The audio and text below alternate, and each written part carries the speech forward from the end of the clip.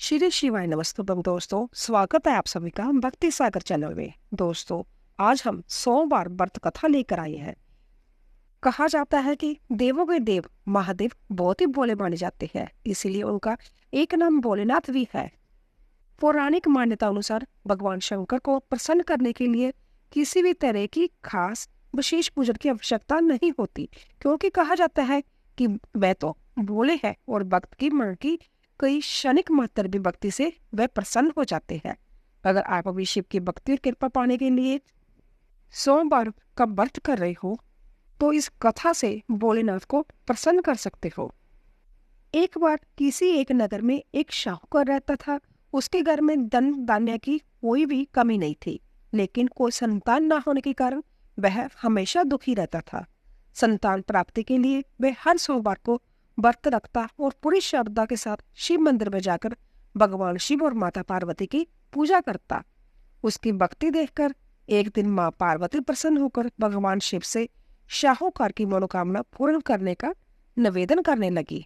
पार्वती जी के आग्रह पर भगवान शिव ने कहा, हे पार्वती, इस संसार में हर प्राणी को उसके कर्मों का फल मिलता है और जिसके भाग्य में जो हो उसे भोगना ही पड़ता है। लेकिन पार्वती जी ने शाहूकार की भक्ति देखकर उसकी मनोकामना पूर्ण करने की इच्छा व्यक्त की।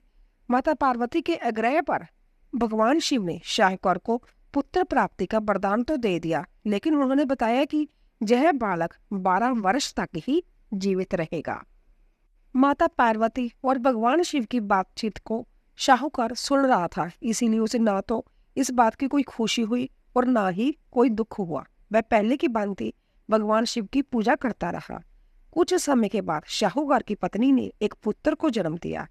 जब वह बालक 11 वर्ष का हुआ तो उसे पढ़ने के लिए काशी भेज दिया गया। शाहूकार ने पुत्र की मामा को बुलाकर उसे बहुत सारा धन देते हुए कहा कि तुम इस बालक को काशी विद्या प्राप्त के लिए ले जाओ। तुम लोग रास्ते में यज्ञ कराते जाना और ब्राह्मणों को भोजन दक्षिणा देते हुए जाना। दोनों मामा भांजे इसी तरह यज्ञ कराते और ब्राह्मणों को दान दक्षिणा देते काशी नगरी निकल पड़े। इसी दौरान रात में एक नगर पड़ा जहां नगर के राजा की कन्या का विवाह था, लेकिन जिस राजकुमार से उसका विवाह होने वाला था वह एक आंख से काना था। राजकुमार के पिता ने अपने पुत्र के काना होने की बात को छुपाने के लिए सोचा, क्यों ना शाहूकार के पुत्र को दूल्हा बनाकर राजकुमारी से विवाह करा दूं। विवाह के बाद इसको दंड देकर विदा कर दूंगा और राजकुमारी को अपने नगर ले आऊंगा। लड़के को दूल्हे के वस्त्र पहनाकर राजकुमारी से विवाह करा दिया गया। शाहूकार का पुत्र ईमानदार था, उसे यह बात सही नहीं लगी, इसीलिए उसने अवसर पाकर राजकुमारी के दुपट्टे पर लिखा कि तुम्हारा विवाह तो मेरे साथ हुआ है, लेकिन जिस राजकुमार के संग तुम्हें भेजा जाएगा वह एक आंख से काना होगा। मैं तो काशी पढ़ने जा रहा हूँ। जब राजकुमारी ने चुन्नी पर लिखी बातें पढ़ी तो उसने अपने माता पिता को यह बात बता दी। राजा ने अपने पुत्री को विदा नहीं किया, फिर बारात वापस चली गई। दूसरी ओर शाहूकार का लड़का और उसका मामा काशी पहुंच गए और वहां जाकर उन्होंने यज्ञ किया। जिस दिन लड़का 12 वर्ष का हुआ उस दिन भी यज्ञ का आयोजन किया गया। लड़के ने अपने मामा से कहा कि मेरी तबीयत कुछ ठीक नहीं है। मामा ने कहा कि तुम अंदर जाकर आराम कर लो। शिवजी के वरदान अनुसार कुछ ही देर से उस बालक के प्राण निकल गए। मृत भांजे को देखकर मामा रोने लगा, विलाप करने लगा। संजोगवश उसी समय भगवान शिव और माता पार्वती उधर से जा रहे थे। पार्वती माता ने भोलेनाथ से कहा, स्वामी, मुझे इसके रोने के स्वर सहन नहीं हो रहे, आप इस व्यक्ति के कष्ट को अवश्य दूर करो। जब भगवान शिव मृत बालक के नजदीक गए तो वह बोले कि यह उसी शाहूकार का पुत्र है जिसे मैंने 12 वर्ष की आयु का वरदान दिया था। अब इसकी आयु पूरी हो चुकी है।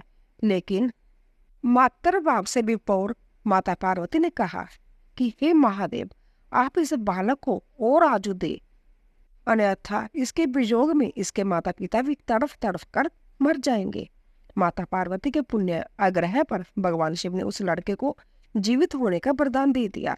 भगवान शिव की कृपा से वह लड़का जीवित हो गया।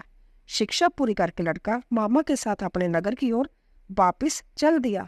दोनों चलते ही उसी नगरी में पहुंचे जहां उसका विवाह हुआ था। उसी नगर में उन्हें जग का आयोजन किया। उस लड़के के ससुर ने उसे पहचान लिया और महल में ले जाकर उसकी खातिरदारी की और अपनी पुत्री को विदा किया। इधर शाहूकार और उसकी पत्नी भूखे प्यासे रहकर बेटे की प्रतीक्षा कर रहे थे। उन्होंने प्रण कर रखा था कि यदि उन्हें अपने बेटे की मृत्यु का समाचार मिला तो वह भी प्राण त्याग देंगे। परंतु अपने बेटे के जीवित होने का समाचार पाकर वह बेहद प्रसन्न हुए। उसी रात भगवान शिव ने शाहूकार के स्वप्न में आकर कहा, हे श्रेष्ठ, मैंने तेरे 100 बार के व्रत करने और व्रत कथा सुनने से प्रसन्न होकर तेरे पुत्र को लंबी आयु प्रदान की है। इसी प्रकार जो कोई 100 बार व्रत करता है, यह कथा सुनता है और पढ़ता है, उसके सभी दुख दूर होते हैं और सभी मनोकामनाएं पूर्ण होती है।